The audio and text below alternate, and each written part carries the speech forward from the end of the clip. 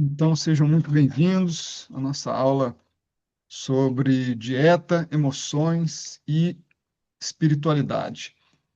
Essa é uma aula assim muito se conecta muito, né, com as aulas anteriores aí que a gente falou sobre a mente, psicologia védica, né? E hoje eu vou trazer um pouquinho do conhecimento sobre os gunas. Eu não sei se vocês já ouviram falar nesse termo, tá? Mas é um termo muito bem descrito dentro da tradição védica, tanto no Ayurveda quanto na filosofia védica, tá? E eu trouxe aqui para vocês uma compilação de alguns dessas menções, né, tanto na tradição do Ayurveda quanto na tradição védica, sobre os gunas e os alimentos, tá? Então, vamos lá, vou compartilhar aqui com vocês. E a gente vai fazer como sempre, né? Primeiro eu vou fazer a minha explanação e depois a gente vai abrir para perguntas e respostas. Então vamos lá.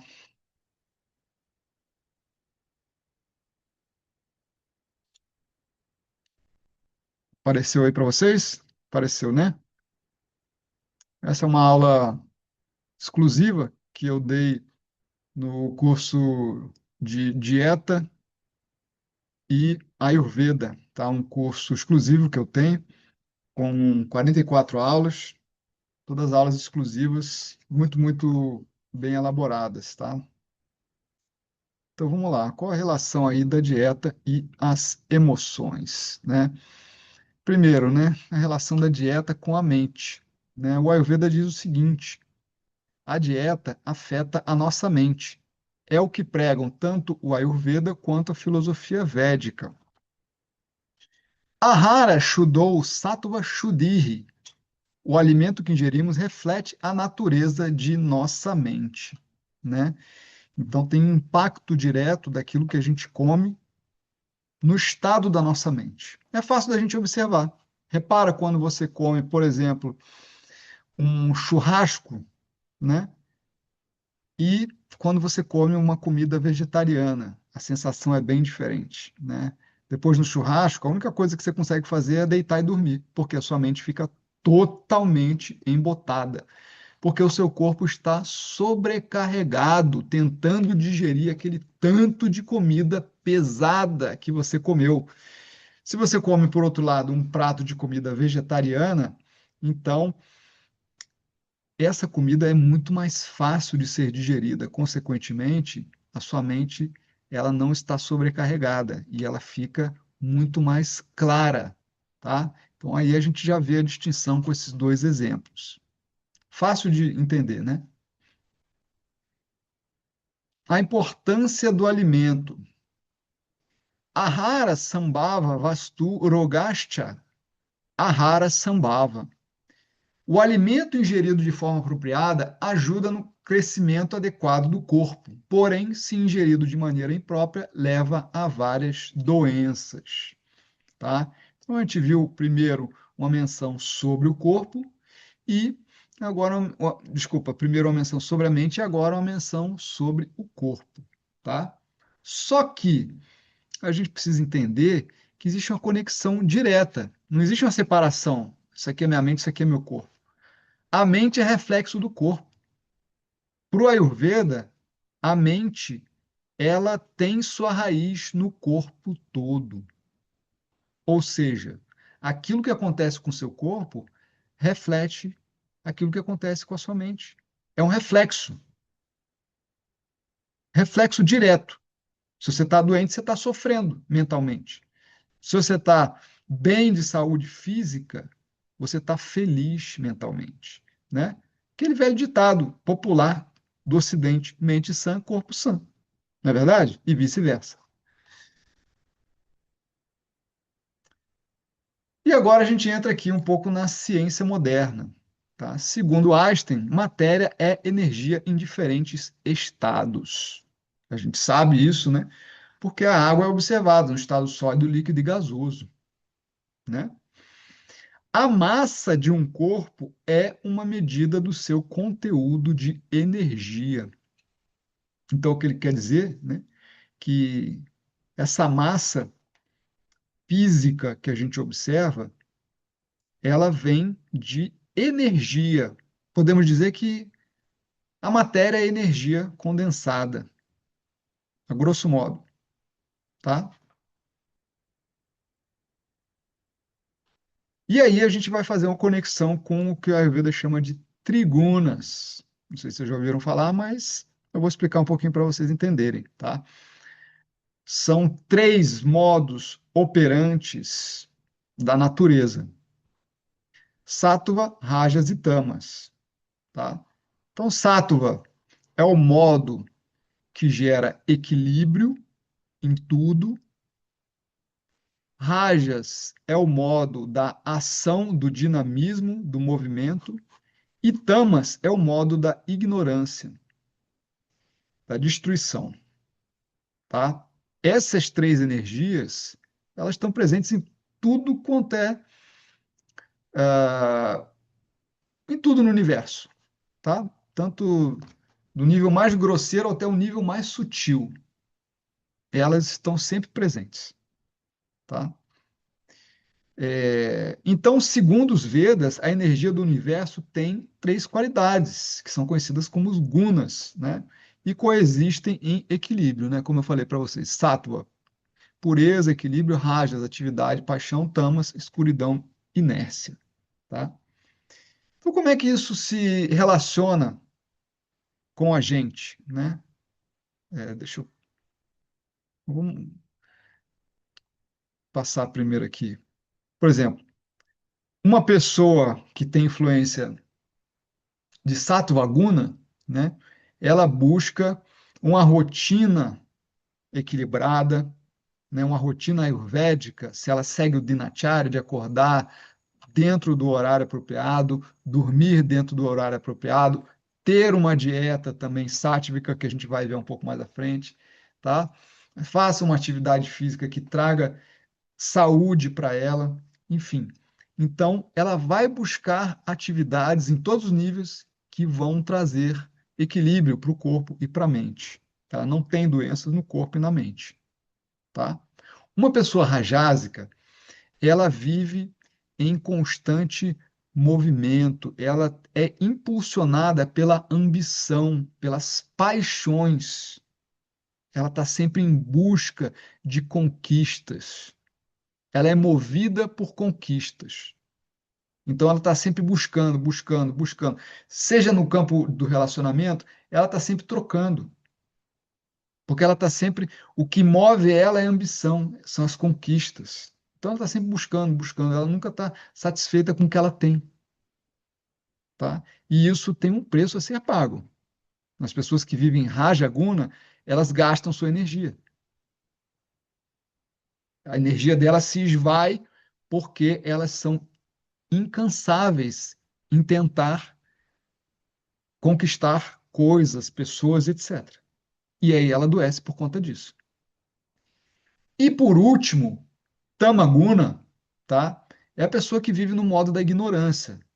Ela come muito, come comida pesada, consequentemente ela dorme muito, ela bebe demais, está sempre com a mente embotada, ela não tem consciência de sua vida, de seus processos, seus problemas, tá? E ela está sempre adoecendo mais do que todo mundo que vive em rajas e em sattva, porque ela vive no modo da ignorância. Ela não tem o mínimo de consciência de si, dos seus processos, sua mente, do seu corpo. Para ela é tudo consequência, tá? Vamos voltar aqui. É, manifestação dos gunas na matéria. Uma vez que a energia toma forma material, uma qualidade entre as três predomina, tá? Então, essa matéria, ela vem da energia, ela nasce da energia, tá? E se transforma em matéria. Primeiro, né, existe o campo absoluto, transcendental, a gente pode chamar nos Vedas de consciência pura, que dá a origem de tudo, tá? Depois isso se manifesta na matéria, tá? Um exemplo dessas manifestações, por exemplo, nas frutas, né? Frutas maduras são sáttvicas, tá? Elas já estão no seu estado apropriado para serem ingeridas. Enquanto que elas estão em amadurecimento, são mais ácidas, são mais rajásicas, geram mais movimento no corpo. E frutas passadas, né, que estão podres, estragadas, são tamásicas, tá? Isso é um breve exemplo, só para a gente entender em uma substância só, tá? Agora, fazendo uma breve comparação entre a ciência moderna e a ciência védica, tá? Como é que a gente junta isso? Como é que a gente faz essa conexão? Enquanto Einstein explica como a energia se transforma em massa, né, através da matemática, os gunas explicam o comportamento e a sensação dessa energia na natureza e na nossa mente, tá? Então, a teoria dos gunas, ele vai explicar como que isso se manifesta nas nossas vidas, na nossa mente, no nosso dia a dia, no nosso cotidiano, tá? E isso é fundamental para a gente entender o que que a gente está escolhendo para a nossa vida. Se a gente está escolhendo uma vida com mais equilíbrio, uma vida mais agitada, uma vida sem consciência. Tem três escolhas. Não tem. é, Aliás, tem uma quarta, tá? E essa quarta são poucos que escolhem, que é estar além dos três gunas, que a gente vai falar um pouco mais do que isso, né? Que são pessoas altamente espiritualizadas, tá? Mas o que controla toda a energia material e o campo material são os três gunas. Então a gente está escolhendo. Ou a gente está buscando equilíbrio, ou a gente está buscando dinamismo e movimento, ou a gente está buscando ignorância e inércia, escuridão, doença. Tem essas três escolhas, tá? O cardápio está dado aí, né? O que você vai escolher fica a seu critério. E o conhecimento dos Vedas é justamente para trazer luz a isso que a gente está escolhendo, tanto do Ayurveda quanto da ciência védica, tá? Então, como eu falei para vocês, né? Dessas três escolhas aí.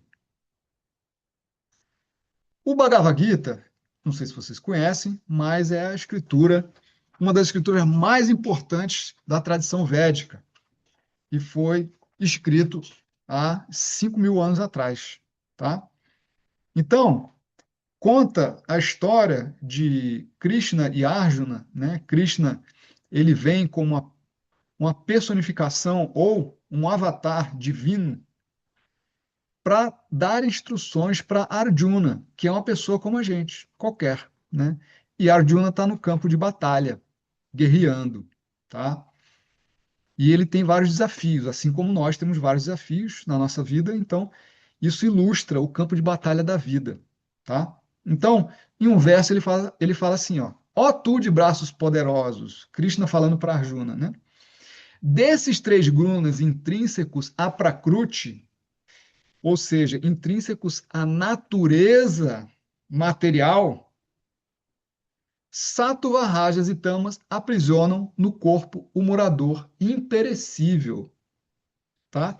Então, o que ele está dizendo aqui, que esses três gunas, mesmo o Sattva, que é aquele modo da pureza, do equilíbrio, eles aprisionam o corpo, o morador imperecível, que é a alma, no corpo, tá? Então, o que ele está dizendo aqui, que se a gente vive só no mundo material, existencial, e não vai além dos três gunas, a gente fica aprisionado. Olha só que interessante. Então, vamos seguir aqui. Ó Sattva Guna, tá? Ó isento de pecado. Desses três gunas, o imaculado Sattva confere esclarecimento e saúde. Não obstante, ele prende o homem por meio do apego à felicidade e do apego ao conhecimento, tá? Então, olha só, por ser um modo que gera felicidade ao corpo e à mente, né? E também é um modo, né, quando a gente começa a estudar filosofia védica, o Ayurveda, é um modo de conhecimento. a gente fica apegado a isso, porque isso não é a totalidade da vida. Isso não é tudo. A existência material não é tudo, tá? Então, apesar de conferir felicidade, Sattva também aprisiona a alma no corpo, tá? Então, vamos lá. Rajas, ó filho de Kunti, compreende também que Rajas, o ativador, ou seja, que gera atividade, está impregnado de paixão, gerando desejo e apego. Ele prende fortemente a alma encarnada, fazendo-a agarrar-se às suas obras, ou seja, aos seus frutos. Ou seja, você tem um desejo, né? Ah, eu quero ter uma casa. Ah, eu quero namorar aquela pessoa. Ah, eu quero ter trabalho tal, né? Então a sua vida é em função dessas coisas, das conquistas. E você está sempre querendo. E você deseja uma coisa, você tem aquela coisa, e daquela coisa surge outro desejo para conquistar mais. Já repararam como as coisas são assim? A gente nunca está feliz. E a pessoa que vive nesse tipo de ambição, ela nunca está feliz. Porque ela está sempre querendo mais, e mais, e mais, e mais, né? Tem pessoas que vivem assim. Elas são impulsionadas pela mola da paixão. Já viram pessoas assim? Vocês conhecem? Né? A gente vê grandes empresários, por exemplo, né? Por exemplo, Bill Gates, é, Steve Jobs, eram pessoas assim, né? Sempre querendo mais e mais e construir e fazer isso e conquistar isso e criar uma inteligência assim, assada, artificial, enfim, e por aí vai, tá? Então a pessoa fica aprisionada, né? é, Pelo desejo, tá? E apego aos frutos das ações, tá? De ter aquilo, de querer aquilo, né? E a gente fica nesse ciclo, tá? Então, esse é o tipo de aprisionamento de rajas.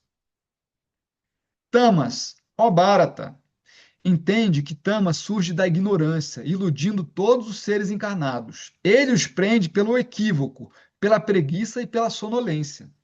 Sabe a pessoa que não quer nada?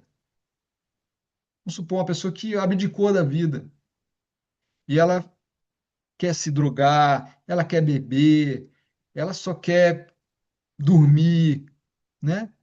Ela não está preocupada com nada. Ela só quer viver no modo de não pensar, digamos assim. E para isso ela usa a comida, a bebida, o sono em excesso, né? Então ela vive no modo da ignorância. É o pior de todos. É o pior de todos. Porque aí é como se você mergulhou no fundo do poço, né? Sabe que quando você acha que tem mais, é tamas. É lá que você está, no fundinho, tá? Que não tem mais salvação. A lama está coberta, né? Até o topo da sua cabeça. Apego. Sattva prende a pessoa. Aí ele. Opa, desculpa. Aqui é a conclusão, né? Sattva prende a pessoa à felicidade, rajas à atividade e tamas eclipsando o poder de discernimento, a compreensão errônea. Tá? Então, cada um dos gunas prende a pessoa a modos específicos, né? Obviamente que a gente vai querer escolher felicidade, né? Então, é, pessoas, como eu falei, que têm uma rotina saudável, que têm uma alimentação saudável, que se relacionam bem com o seu trabalho, que fazem aquilo que realmente é o seu dom, vivem Sattva Guna, tá? Então, estão refletindo aí? Pessoas que vivem, como eu já falei, né? Em é, tentativa de conquistar sempre, sempre, sempre, sempre coisas novas, só, né, com o intuito, né, de conquistar, né, são apegadas, né, vivem apegadas ao modo rajas, de rajas, tá? E pessoas que não têm discernimento, né, e têm uma compreensão totalmente equivocada, né, da vida, elas vivem no modo da ignorância, tá? Então você pode escolher, o cardápio está aí, está dado, né? Fica a seu critério, né? Se você quer viver em felicidade, se você quer viver no modo da paixão, se você quer viver no modo da ignorância, tá? Obviamente, né, que eles se mesclam, né, muitas vezes, tá? Mas quanto maior é a sua inclinação para um deles, maior isso vai estar presente na sua vida, tá? Frutos dos três gunas. A sabedoria brota de Sattva, a cobiça de Rajas, a negligência, a ilusão e a ignorância de Tamas, tá? Uma pessoa sábia, né, que estuda sobre saúde, filosofia da vida, vive aquela filosofia que ele estuda, né? É uma pessoa que tem muita sabedoria, né? A cobiça de Rajas, a pessoa que está sempre só, né, ela é impulsionada por conquistas, por ter mais dinheiro, mais posses, mais, sei lá, mulheres e homens, etc., né? Relacionamentos, né? Uma pessoa que tem cobiça, né? O fruto que ela vai colher, desculpa, o fruto que ela vai colher é a cobiça. E a negligência, a ilusão e a ignorância é tamas. Aquilo que você planta, você colhe, inevitavelmente.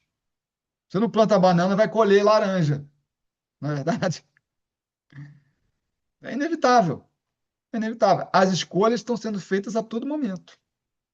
Você é o responsável pelas escolhas e os frutos que você colhe. Não tem ninguém que é responsável por isso. Não adianta você culpar ninguém. Pode parar de culpar seu pai, sua mãe pela sua infelicidade. Você é o culpado, tá? Beleza. Agora, aqui, essa imagem é uma imagem muito bonita, né? Que ela reflete Krishna, né, que como eu falei para vocês, é um avatar, né, ou a consciência pura encarnada ali numa pessoa, né, consciência divina encarnada numa pessoa, que é Krishna, dando conhecimento transcendental para Arjuna. Olha só, que ele está no campo de batalha e ele vai para a guerra, né? E ele se vê num desespero total, porque ele não quer lutar, porque ele é uma pessoa que tem muita bondade no coração, mas ele é da casta dos guerreiros. E uma pessoa que nasceu na casta dos guerreiros, o propósito dele nessa vida é guerrear, é ir para a guerra. Não tem como ele fugir do propósito dele, né? Pessoa que, vamos supor, que ela fez um concurso para a polícia, ela vai ter que enfrentar, né, os ossos do ofício lá. A mesma coisa com a Arjuna, né? E aí ele se vê numa batalha muito, muito difícil, porque ele vai lutar e quem está no outro campo é em grande parte, são pessoas da família dele. E ele entra numa crise existencial completa, porque ele fala: como que eu vou lutar com pessoas, né, da minha família, né? Ele vai matar, pode morrer, e ele entra no desespero, né? E aí o Krishna, em determinado momento, né, ele fala assim, né? Ó Arjuna, eleva-te acima destes três gunas. Fala assim, Nistraigunio Bhavarjuna, tá? Significa isso. Esteja sem os três gunas. Significa que ele está dando um conhecimento muito, muito profundo. E esse conhecimento tem relação direta com o que a gente chama de yoga. Mas yoga não é colocar a perna atrás da cabeça, tá? Yoga é transcender a mente. As técnicas que promovem essa experiência, que são principalmente tradições de meditação, né?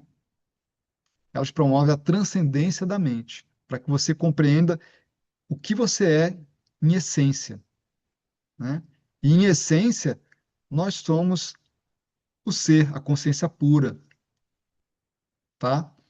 Então, o conhecimento mais elevado dos que Krishna, né, e que a espiritualidade dos Vedas traz para a gente é isso. Não é material, apesar dos Vedas falarem de Sattva, Rajas e Tamas, né? O conhecimento dos Vedas é transcendental. e as práticas, né, de diferentes tradições, né, são práticas, né, para a gente transcender a mente e compreender o que nós somos. E aí a gente sai desse ciclo de morte, nascimento e renascimento, né? Enfim, então é uma filosofia muito profunda, tá? Mas o que eu queria dizer para vocês é que existem os três gunas no mundo material, mas existe também o mundo transcendental. E a gente pode experimentar ele, tá? É, bom, eu expliquei isso aqui para vocês, né? Exatamente esse conhecimento aqui que os Vedas trazem para a gente, tá? E é justamente essa ideia, né, que Krishna quer dar para Arjuna. Liberta-te de todas as dualidades e de todos os anseios por ganho e segurança. Estabelece-te no eu, que é a alma, tá? Então, enquanto a gente estiver preso aos gunas, seja sattva, rajas e tamas, né, a gente vai viver a dualidade, porque a vida ela não é estática. Então, mesmo que você esteja em sattva, o que que vai acontecer? Você em algum momento vai ter perdas, vai ter perdas na sua família, vai ter perdas de trabalho, vai ter perdas de saúde, porque as doenças podem vir, mesmo que você esteja em sattva, tá? Então, esse não é, digamos, o único platô da vida, né? A vida material, né? Existe um outro platô que é transcendental. E uma vez que a gente atinge isso, né? A gente atinge a libertação do sofrimento, da morte e do nascimento. A gente atinge moksha, que é a meta final dos Vedas, tá? A meta última é moksha, libertação do ciclo de samsara, de morte e nascimento. A gente está renascendo aqui por quê? Porque a gente tem desejos. E os desejos vão gerar frutos. E a gente vai colher. Enquanto a gente estiver nesse campo e não entender isso, e não estiver mergulhando no eu, como Krishna fala, a gente vai estar sempre voltando. Três categorias de alimentos. Agora a gente vai fazer uma viagem aqui para os alimentos, para a gente entender a relação deles com os gunas. Tá? Alimentos sáttvicos. Os alimentos que proporcionam longevidade, vitalidade, resistência, saúde, jovialidade e bom apetite, e que são saborosos, suaves, substanciosos e agradáveis ao corpo, são apreciados por pessoas de mente pura, tá? Então, muitas pessoas, tanto de diferentes tradições filosóficas, védicas, ou mesmo pessoas que não têm, digamos, uma filosofia ou religião, tá? Também apreciam alimentos sátívicos, né?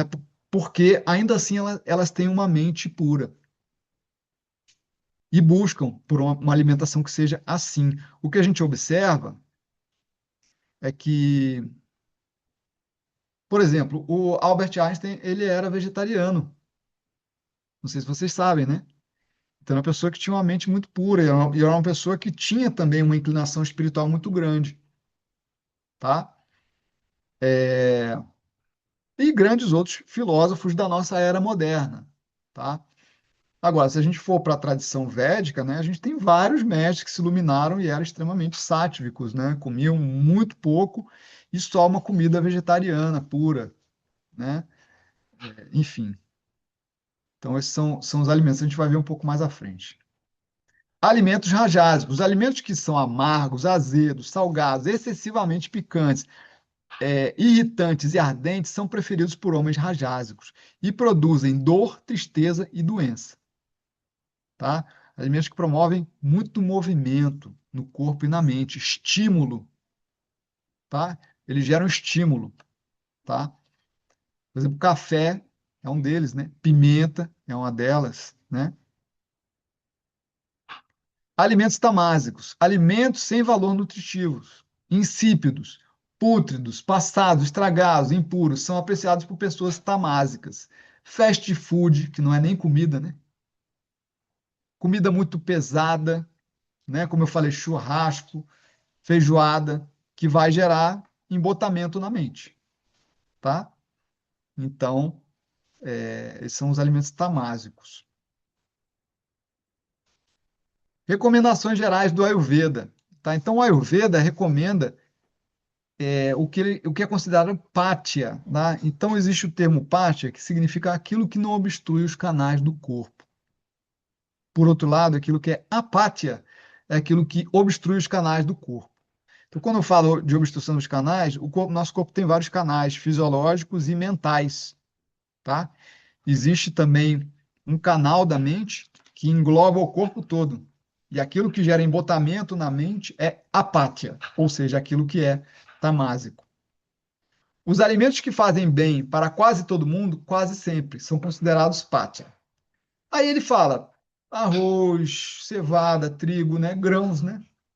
Feijão moyashi. Ele dá o exemplo só do moyashi, mas nessa categoria entra também feijões fáceis de digerir, lentilha, azuki, tá?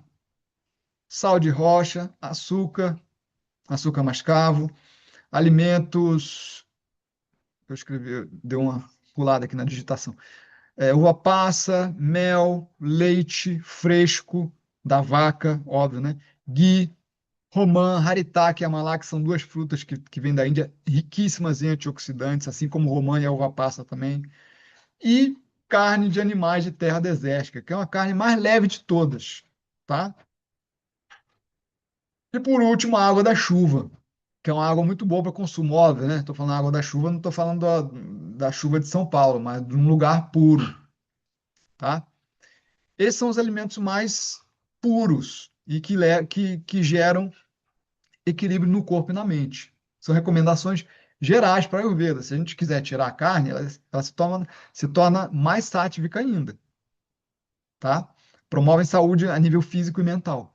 Então, por isso, são recomendadas para o uso regular, para o uso diário.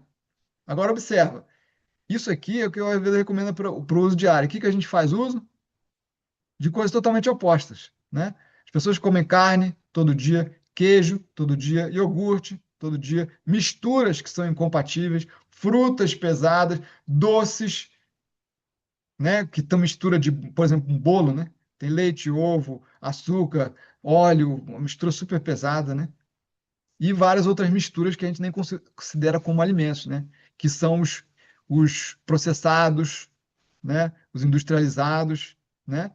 Então a gente faz exatamente o oposto. Eu falo isso daqui da minha perspectiva, né? Como estudante e professor de Ayurveda e terapeuta Ayurveda, o que eu mais vejo é isso. As pessoas adoecem por quê? Porque elas comem aquilo que não deve ser consumido de forma regular.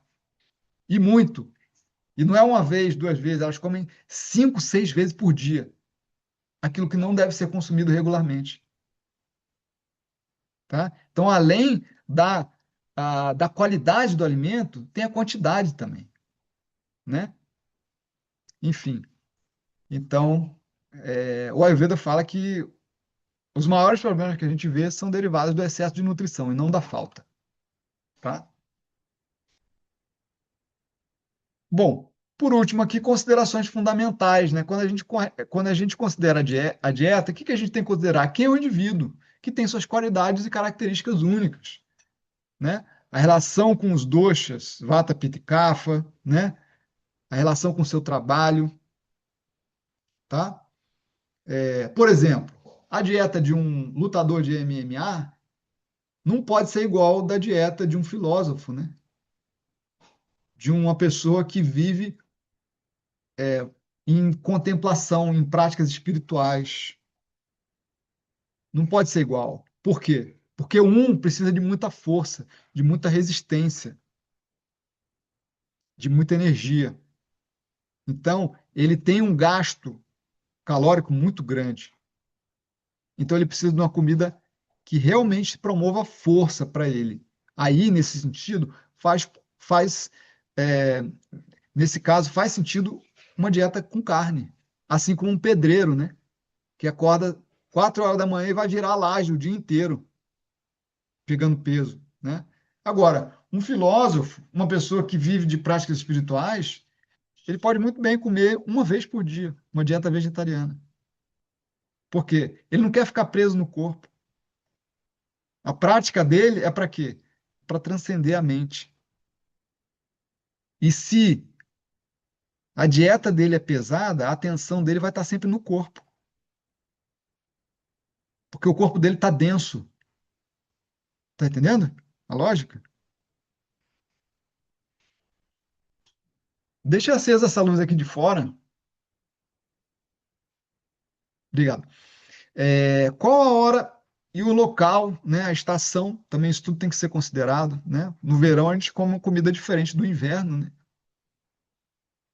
No inverno a gente vai comer comida mais pesada, porque o seu fogo digestivo está mais forte.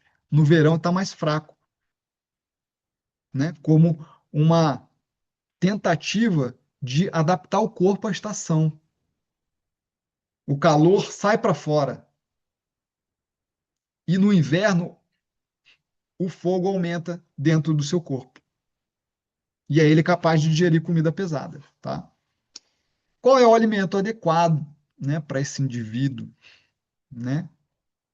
Qual a quantidade adequada, tá? Você precisa digerir o alimento e ficar bem. Você não pode ficar pesado com a mente embotada, né? Então, mesmo a comida pesada ou leve, ela tem uma quantidade apropriada. A comida pesada, o Ayurveda fala que você tem que comer até a metade da sua capacidade, porque ela leva mais tempo para digerir. Se você vai lá e se empanturra daquilo que é pesado, você vai dormir. Eu, eu sempre que eu falo isso, eu me lembro da época que eu trabalhava na Petrobras. Toda sexta-feira tinha feijoada e cerveja. O que que acontecia? Eu ia lá, tomava uma cerveja, comia a feijoada, chegava no trabalho e ficava batendo a cabeça, deitado na mesa. Não tinha como trabalhar, né? Qual o tipo de preparo adequado, né? Se você prepara se você está comendo cru, se você está comendo cozido, no forno, o tipo de panela que você usa, tudo isso tem um impacto direto, né? Normalmente a comida cozida ela é mais fácil de digerir, porque ela já é pré-digerida com o fogo que você cozinha o alimento. Então facilita a digestão, né? A ideia do crudivorismo, né, pode ser muito prejudicial. Por isso que a Ayurveda fala que a comida tem que ser cozida, que ela facilita a nossa digestão. Então não adianta você comer uma comida que é riquíssima em nutrientes, só que você não absorve nada. Por isso o cozimento é fundamental, tá? E igualmente a condição mental do indivíduo durante o preparo e a refeição, né? Diferente de você comer uma comida que foi preparada assim de qualquer jeito, né, por uma pessoa que tá lá cheia de ódio, cheia de rancor, de uma comida que é preparada cheia de amor, né? Vamos supor, você vai na casa da sua mãe e ela vai fazer uma comida para você. Ela faz aquela comida com todo amor, com todo carinho, né? Que nos deixa lembranças, né? E a gente guarda aquilo e leva aquilo para a nossa vida toda. Eu me recordo de muitas coisas que minha mãe fazia, né? E isso até hoje eu tenho memória. Por quê? Porque ela fazia aquilo com todo afeto, né? Então a condição mental que você prepara é fundamental também. Então tudo isso aqui é importante, tá? Então, é, tudo isso aqui eu falo nesse curso que eu chamo de dietoterapia ayurvédica, tá? Estou trazendo uma abordagem geral aqui para vocês entenderem as coisas que são fundamentais, tá? Mas lá nesse curso é um curso muito, muito bacana, muito bem elaborado, justamente para a gente compreender, né? Desde os princípios básicos até tratamento de indigestão, tratamento de inflamações e outros tratamentos também que tem relação direto com a dieta, sim, né? Com o uso equivocado da dieta, tá? Então, esse aqui é o curso, né? Dietoterapia Ayurvédica. Depois eu mando lá para vocês o link, tá? Como eu falei, são 44 aulas, né? Que vão desde os princípios básicos, dos pilares, até temas mais desenvolvidos. A gente fala sobre doshas, a gente fala sobre os trigunas, a influência da dieta, qual a dieta boa para Sattva, Rajas e Tamas, para Vata, Pitta e Kapha, e muitas coisas, tá? Como tratar indigestão, como tratar intoxicação e muitas coisas, tá? Então, lá nesse programa, você tem vários e-books também. Tem um livro que eu escrevi, né? Eu estou disponibilizando ele também. É um livro que saiu pela Viseu, né? Ele, além desse e-book, tem o Guia para uma Pachana, Como Digerir Toxinas, o e-book sobre os doshas, tudo sobre os doshas, a apostila completa do curso de dietoterapia, tá? É, esse e-book do livro, né, Princípios Fundamentais da Dieta, que eu lancei por essa editora em 2023, tá? E vários seminários. No total são 44 aulas, tá? E ainda tem um curso de introdução à meditação e aos mantras védicos de bônus também, tá? Além disso, a gente tá abrindo vagas, né, para nossa mentoria em casos clínicos com o Dr. Gaurav, é uma mentoria de 1 ano para quem é profissional de Ayurveda, tá? É basicamente um ambulatório clínico ao vivo. São aulas semanais, todas as quartas-feiras, 6h30 até as 8h30, tá? 2 aulas por mês com o Dr. Gaurav, uma aula por mês comigo de leitura dos Samhitas e uma aula por mês de apresentação dos alunos com temas progressivos que eu elaborei aqui para eles fazerem, tá? Então, além disso, vocês têm uma biblioteca com mais de. Agora, como essa aula é antiga, né? Agora são mais de 100 aulas, tá? Mais de 100 horas lá na biblioteca de aulas gravadas das aulas do Dr. Gaurav, tá? E tem o pessoal da Mentoria Master tem acesso ao curso de dietoterapia e ao curso de estudos avançados também, um curso também que eu elaborei também com 60 horas aulas, tá? É, E aí são vários tipos de doenças que são tratadas ao vivo lá pelo Dr. Gaurav, né? Ele faz o diagnóstico e o tratamento ao vivo ali com o paciente nesse ambulatório, tá? Bom, então esses são alguns dos produtos, né, dos que eu elaborei ao longo dos meus mais de 10 anos, são 14 anos de prática e estudo da Ayurveda, né? Tem alguns e-books também lá na minha página e basicamente esses cursos que eu falei para vocês, né? A mentoria e o curso de dietoterapia, depois eu vou mandar o link para vocês, tá? Que são 2 cursos que eu super indico. Assim, a mentoria é para profissionais da Ayurveda e dietoterapia é para todo mundo, tá? Para quem quiser estudar sobre dieta, faz esse curso que eu tenho alunos meus, você tem disponível há 1 ano. Eu tenho alunos meus que repetem o curso, já estão fazendo a segunda vez, tá? Então é isso, minha gente. Espero que vocês tenham gostado e agora abro aí para as perguntas de vocês. Oi, boa noite, tudo bem, Mário? Tudo bom, Elizabeth, Elizabeth? tudo Você bem? fala de onde? Falo do Rio, Ah, legal. E como que você conheceu aqui a nossa comunidade? através do Matheus, do Vida Veda. Legal. Ele publicou uma aula sua junto com ele, e aí depois disso entrei no grupo e desde então venho participando das aulas. Ah, bacana, Legal, bacana. tá? Eu dou aula lá, Você né, de fitoterapia. Não sei se você sabe, mas eu, isso, eu dou aula lá no Vida Veda. isso. Eu acompanho um pouco. E a última vez que eu falei com você, você estava falando sobre o Brahma, eu até dei o relato do meu filho, que usa, enfim. Ah, legal, legal, legal. É que você Eu tava queria pequenininho assim, né? Tinha muita gente, aí eu não tava vendo direito você. Agora você tá mais expandida, eu consigo ver melhor. tinha mais gente, é verdade, verdade. Aí eu queria que você falasse um pouco sobre cogumelos. Eu já vi muita gente falando que na Ayurveda eles não consideram como alimento, né? É Mas verdade. quem utiliza aí, né, como uma dieta vegetariana, enfim, acaba consumindo, né? É uma substituição. E como que a É- Ayurveda hoje em dia pensa e fala sobre isso, assim? E como ele ficaria classificado aqui Boa nos pergunta. Boa pergunta.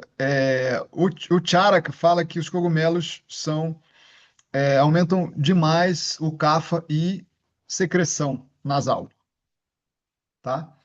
Então eles são muito é, de sabor doce, né? Eles agravam o dosha kapha, né? Quando você fala em termos de, de aumento de muco, de secreção, né? Então o principal sabor que aumenta o muco é o sabor doce, né? Então, agrava muito o café, então não deve ser consumido regularmente. Algumas pessoas, né, não sei dos samhitas, né, mas eu já ouvi falar que ele é considerado tamásico também, ele gera embotamento na mente. Mas, diferente, por exemplo, de uma feijoada que tem carne, né, não é tão tamásico assim, né, porque ele não é tão pesado quanto uma carne.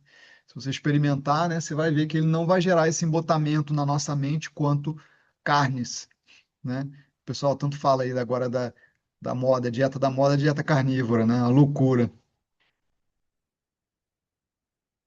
né? Mas eu não sei com relação é, nutrientes, né? Porque a perspectiva do Ayurveda é um pouco diferente, né? Assim, em termos de nutrientes, proteínas, vitaminas, etc, né? Então a gente não vê muito assim, né? A gente vê mais os sabores, doce, salgado, ácido, picante, amargo, adstringente e a relação que eles têm com o nosso corpo, né? De construção de tecidos ou de metabolismo, né? Então tem essas duas funções, né? E, por exemplo, para dar um exemplo claro disso, né? A proteína da carne, né? Ela é anabólica, né? Então ela tem o sabor doce, que é o sabor mais nutritivo de todos, né? E, consequentemente, qual é a função dela? Promover aumento de tecido, né? Tem um princípio básico do Ayurveda que fala assim: igual aumenta igual, oposto diminui oposto. Você está comendo carne, vai aumentar a carne no seu corpo, você não vai perder peso. É a lógica, né? É a lógica, né? Então, o sabor doce aumenta tecido. É para ganho de tecido. Você quer ficar hipertrofiado? Come carne. Mas se você não faz uma atividade física, o que que acontece? Você, ao invés de você ganhar só músculo, você ganha tecido gorduroso. Entende? Então tem que ter cuidado com isso, né? Não é que a carne seja de todo mal. Tem pessoas que precisam, mas tem pessoas que não precisam. Entende? E falando assim do cogumelo, né? Consumindo cogumelo, eu lembro que ele lembra tipo um muco mesmo, né? Ele é É. meio, enfim, Pegajoso, assim, né? enfim, ele Quando realmente. você cozinha ele, ele fica meio pegajoso, assim, né? Uhum, uhum, Então, uhum, a comida tem a qualidade daquilo que você está ingerindo ali, né? uhum. Mesma qualidade que vai entrar no seu corpo. E isso é bem interessante, né? Porque a bioquímica do Ayurveda, ela observa isso através dos sabores, né? Por exemplo, sabor picante é um sabor catabólico, né? É um sabor que promove a digestão, né? O sabor amargo é o sabor depurativo, ele limpa o corpo, desintoxica o fígado, o sangue, né? O sabor salgado ele promove o paladar, aumenta a secreção, é um sabor quente. O sabor ácido também é um sabor, né, que promove mais paladar, promove também o movimento peristáltico, né? Você tomar, por exemplo, água de ameixa, água com limão, tudo promove peristaltismo. Então promove esse movimento descendente do vata, elimina gases, fezes, tudo. Então olha só como é rica a compreensão do Ayurveda comparando com a outra compreensão que é só macronutrientes, né? Vitaminas, proteínas, etc. O Ayurveda entende da bioquímica. A partir do momento que aquilo entra na sua boca, ele cria um efeito no seu sistema. E aquilo vai definir o que que vai acontecer com o seu corpo. Vai aumentar tecido, vai diminuir tecido, vai limpar o corpo, vai sujar o corpo, entende? Então, por isso é muito importante que a gente entenda disso. E esse curso foi feito exatamente para a gente entender isso, compreender essa relação, que não é falada. As pessoas vivem numa paranoia. Ah, proteína, ah, carboidrato, e não sabe a quantidade que deve ser consumida, o momento que deve ser consumida, não tem ideia da sua capacidade de gestão, da sua capacidade de eliminação, não tem ideia de, do que é certo, do que é errado, do que é digestão apropriada. No curso tem uma aula que é só sobre digestão, como é que funciona a digestão, os estágios da digestão, o que acontece em cada momento no estômago, intestino delgado, intestino grosso. E o que que é indigestão? As diferentes tipos de indigestão, de kapha, de pita e de vata. O que que acontece quando o corpo tem indigestão? Como que a gente trata a indigestão? Então tem tudo isso. As pessoas não têm consciência. Elas acham que é normal ter gases, distensão abdominal, constipação, azia, refluxo, empachamento. Acham que é normal, vivem como uma síndrome ambulante. As pessoas vivem assim, elas acreditam assim. Porque a nossa era moderna faz com que as pessoas acreditem que a doença é normal. A ciência moderna, ela colabora para isso. Ah, eu sou doente. Ah, eu sou hipertenso. Ah, eu tenho isso, eu tenho aquilo, outro. Toma remédio e pode continuar. O que que a medicina moderna fala? É isso. Toma remédio e continua fazendo tudo que você está fazendo. Aí a pessoa acredita que ela é doente. Entende? Não é verdade isso que eu estou falando? Não é isso? É isso.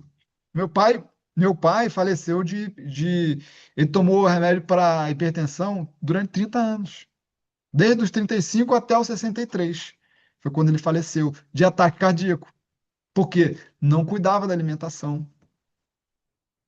Ele comia essa porcaria. Coca-Cola, coxinha e outras coisas mais. Entende? Então, a alimentação é fundamental. Se a gente não cuida da nossa alimentação, como é que você vai nutrir o seu corpo e a sua mente, né? Como é que está o estado da sua mente? Cara, tem como você ter a mente clara, uma mente, né, que consegue estar presente nas coisas fundamentais da sua vida, se a sua dieta, se você não pensa que você está colocando para dentro do seu corpo. É o combustível do seu corpo. Você coloca óleo de cozinha no seu carro? Não coloca, né? Você coloca o melhor óleo lá no seu carro, não é verdade? Você não coloca um combustível de boa qualidade no seu carro? Então por que que você vai colocar um combustível porcaria no seu corpo? E as pessoas fazem isso, cara. Cuidam melhor do carro do que do seu corpo. Eu falo isso que eu vejo isso a toda hora, a todo momento. As pessoas com uma mais diferente doença vêm me procurar.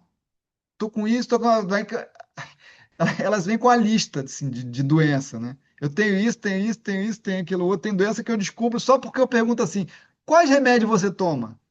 Ela nem considera aquilo. Ela nem considera, porque ela acha que é normal viver tomando um remédio assim, né? Então, o que a gente vê na era moderna, né, é muita inconsciência, né? É muita falta de conhecimento que traz clareza, que traz luz, né? Saúde física e mental, né? Então, é algo que a gente tem muitas respostas no Ayurveda, muitas respostas. Eu falo isso com toda a convicção porque eu estudo já há 14 anos, estudo, ensino, escrevi livros, esse livro de dieta, livro de fitoterapia, dou aula de fitoterapia, dou aula de dieta, enfim. Então é uma coisa que eu vejo no dia a dia, né? E uma das coisas que eu escolhi para minha vida, quando eu decidi fazer o salto da carreira de relações internacionais para o Ayurveda, eu não quero viver uma vida onde eu não posso escolher fazer a minha comida. E hoje, quase todo dia eu faço minha comida. Eu escolho, eu escolhi isso. A gente faz escolhas, né? Você pode escolher viver no modo da pureza, no modo da paixão ou da ignorância. A gente está escolhendo. Tá aí, ó. Tá aí para você. Não tem desculpa. Não é verdade? É isso. As cartas estão aí na mesa. Você escolhe qual você vai tirar,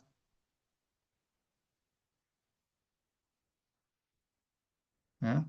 Graças, graças ao conhecimento, aí voltando aqui, né, ao conhecimento das experiências que eu tive espirituais antes de começar a prática da meditação, que foi bem antes de conhecer o Ayurveda, que foi em 98, né? Quando eu estava numa crise terrível, foi justamente por essa crise que eu tive uma experiência espiritual fortíssima, que me fez buscar a espiritualidade, as práticas de meditação, e aí as coisas começaram a fazer sentido.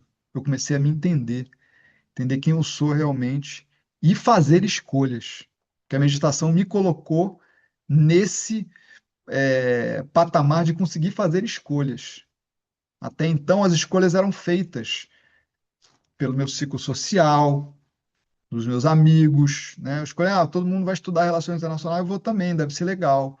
Mas não era realmente aquilo que eu gostava mesmo e que eu gosto. Hoje a minha vida faz sentido, porque eu trabalho com a Ayurveda, ensino a Ayurveda, aplico a Ayurveda na minha vida e a meditação é a mesma coisa. Então são ferramentas fundamentais, fundamentais. Assim como o dormir, fazer atividade física, ter uma boa alimentação, ter boas relações, são coisas fundamentais, né? Meditação é outra ferramenta fundamental, fundamental, né? Como a gente viu aí, né? Para estar além dos três gunas, tá? A gente não está aqui nesse corpo aqui só para desfrutar, não. Não estamos. Tem gente que acredita. Tem gente que acredita. Mas não sei se você viu, mas tem pergunta no chat. Ah, apareçam aí, gente. Poxa, apareçam e perguntem. Eu não mordo, não. Às vezes eu falo assim meio entusiasmado, mas não costumo morder, não. Posso fazer uma pergunta? Por favor, meu amigo. Eu sempre pratiquei meditação, yoga e uma alimentação vegetariana. E agora estou com uma lista de coisas, como diz você aqui, para resolver. E entre elas tem o problema de Parkinson. Existe um SOS ayurvédico aí que possa ter uma cura, uma coisa assim? Dependendo do estágio, é possível ter um bom resultado com a Ayurveda, tá? Os problemas de Parkinson, né, têm relação direta com dosha vata, tá? A minha recomendação, problemas mais graves assim, eu sempre indico para o meu professor, que é o Dr. Gaurav, tá?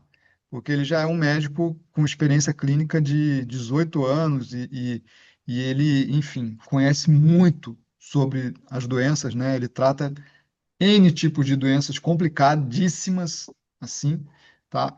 Eu sempre indico para ele, tá? Compartilhe o Pode, endereço dele, por favor. me manda uma mensagem depois que eu te mando o contato direto dele, tá? Perfeito, grato. Nada. Mas tem sim, e tem muitos artigos já, tá? Tem muitos artigos sobre, por exemplo, se a gente for falar sobre plantas, uma das plantas mais importantes para o Parkinson é a Mucuna pruriens, né? O Ayurveda chama de Capicachu. Ela, o pessoal chama L-Dopa, que é a substância presente na Mucuna pruriens. L-Dopa é usada, o princípio ativo da mucuna é usado para tratar de Parkinson, tá? Então existe, eu estou falando assim só de uma substância, né, mas existe todos tratamentos indicados individualmente, né, para cada um, né? Tô dando um exemplo breve assim, tá? Só para dizer que realmente tem artigos que comprovam, né, a eficácia de plantas medicinais e outros tratamentos naturais para o tratamento de Parkinson, tá? Sobre o cogumelo, né? O cogumelo é, como eu falei, é tamásico e aumenta, segundo o Chara, que ele aumenta o muco no nosso corpo, tá? Sobre o fígado bovino, a pessoa que está com, por exemplo, com anemia, o fígado é muito bom, tá? É muito bom. Igual aumenta igual, né? Então, o fígado é fonte de ferro, tá? Que mais?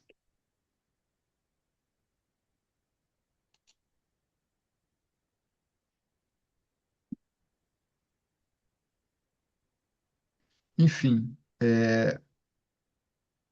bom. Então é isso, gente. Eu acho que é fundamental, né? Esse autoconhecimento. Se a gente puder usar todas as ferramentas de autoconhecimento, seja meditação, seja Ayurveda, seja outras ciências, né? Usem, porque a gente precisa muito, né? Nosso corpo passa por processos, envelhece. Quanto mais a gente utiliza o conhecimento a nosso favor, a gente pode adoecer com mais saúde, tá? Não é só para ficar na teoria, ali, ler o livro e esquecer daquilo, né? Tem que aplicar. Eu conheço um professor que falava assim: se você tem, se você utiliza 1% do conhecimento, 1% já vale muito. Agora, se você não usa nada, né? Não vale de nada, tá? Então é isso, minha gente. É um prazer estar aqui com vocês, compartilhando, tá? Sempre muito legal. Quanto mais eu falo, mais eu aprendo também. E espero que com essas nossas aulas, bate-papos, né? Elas vão criando alguma coisa aí. Algumas sementinhas sejam plantadas aí no solo de vocês, tá? Então, o intuito é esse, trazer, promover cada vez mais conhecimento, né, na minha área e também com perspectivas e visões aí de colegas de áreas similares aí, tá bom? A gente vai ter aí no dia 18 uma participação muito legal da Fábia Tavarnaro, ela que trabalha também com medicina Ayurveda e com a pele, né? Ela vai vir fazer uma aula especial aí para a gente também, tá? Em breve eu vou divulgar, tá? É isso, gente. Então nos falamos em breve, tá? Foi um prazer. Tchau, tchau, gente.